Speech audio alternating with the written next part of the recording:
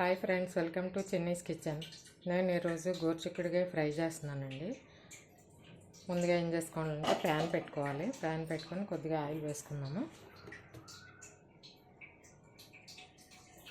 Fry కదా, కొంచెం ఎక్కువే పడుతుంది ఆయిల్.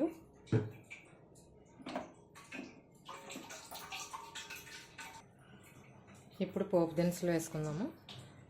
1/2 స్పూన్ ఆవాలు, 1/2 స్పూన్ జీలకర్ర,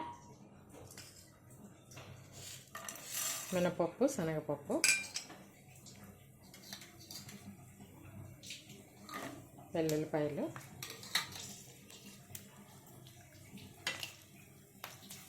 ఇవి ఫ్రై అవ్వాలి.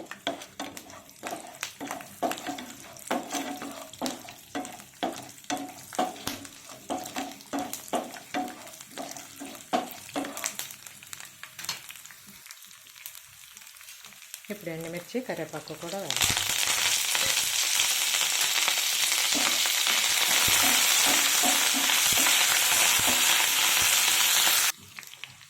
ఇప్పుడు ఫ్రై అయినాయి కదా, ఈ ఉల్లిపాయ, పచ్చిమిరపకాయ కూడా వేసేసుకుందాం. ఒక మీడియం సైజ్ ఉల్లిపాయ తీసుకున్నాను, ఒక 3 పచ్చిమిర్చి వేసాను. ఈ ఉల్లిపాయ ముక్కలు కూడా బాగా ఫ్రై అవ్వాలి.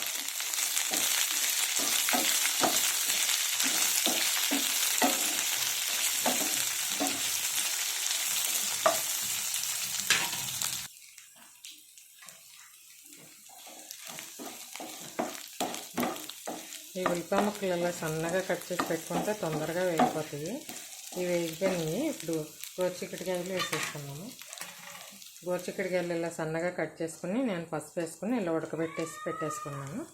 ఇప్పుడు వేసేసుకున్నాను. ఇలా ఉడకబెట్టేసి వేసుకుంటే తొందరగా అయిపోతుంది. వేపుడు కూడా తొందరగా ఈజీగా అయిపోతుంది.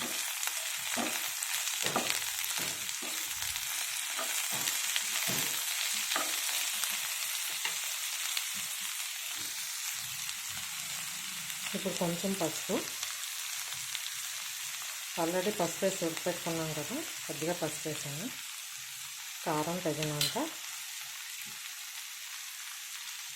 కొంచెం సాల్ట్. స్టవ్ సిమ్లో పెట్టుకొని బాగా వేసుకోవాలి.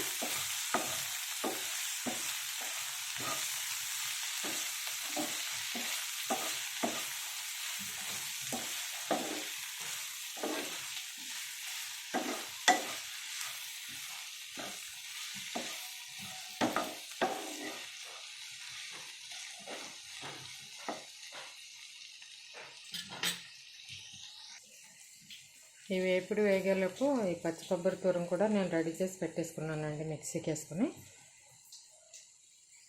ఇలా చిన్న కొబ్బరి ముక్క తీసుకుని మిక్సీకి వేసి పెట్టేసుకున్నాను తురుము. ఇది కొంచెం వేగిన తర్వాత ఈ పచ్చి కొబ్బరి కూడా వేద్దాం. టేస్ట్ బాగుంటుందండి పచ్చి కొబ్బరి వేస్తే.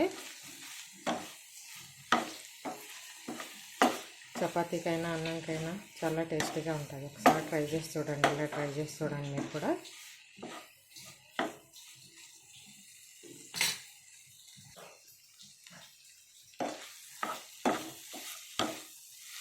ఇప్పుడు పచ్చి కొబ్బరి కూడా వేసేసుకున్నాం. ఇది ఆల్రెడీ ఉడకపెట్టుకుని గోరుచిక్కుడుకాయలు కదా, తొందరగా అయిపోతుంది. ఇప్పుడు కొబ్బరి వేసేసుకున్నాం.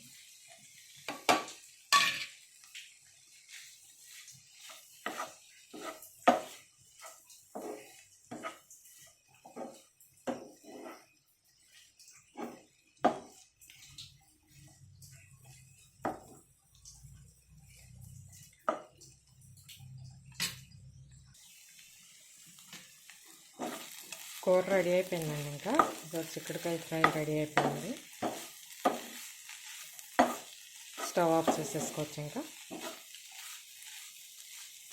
అన్నీ రెడీగా పెట్టుకుంటే గోరుచిక్కుడుకాయలు ఉడికించేసి పెట్టుకుంటే 5 మినిట్స్లో ఎప్పుడు రెడీ అయిపోతుంది. గోరుచిక్కుడుకాయ ఫ్రై రెడీ అయిపోయిందండి. ఈ రెసిపీ మీకు నచ్చినట్టయితే లైక్ చేయండి, షేర్ చేయండి. మరిన్ని వీడియోల కోసం సబ్స్క్రైబ్ చేసుకోండి. Thank you for watching.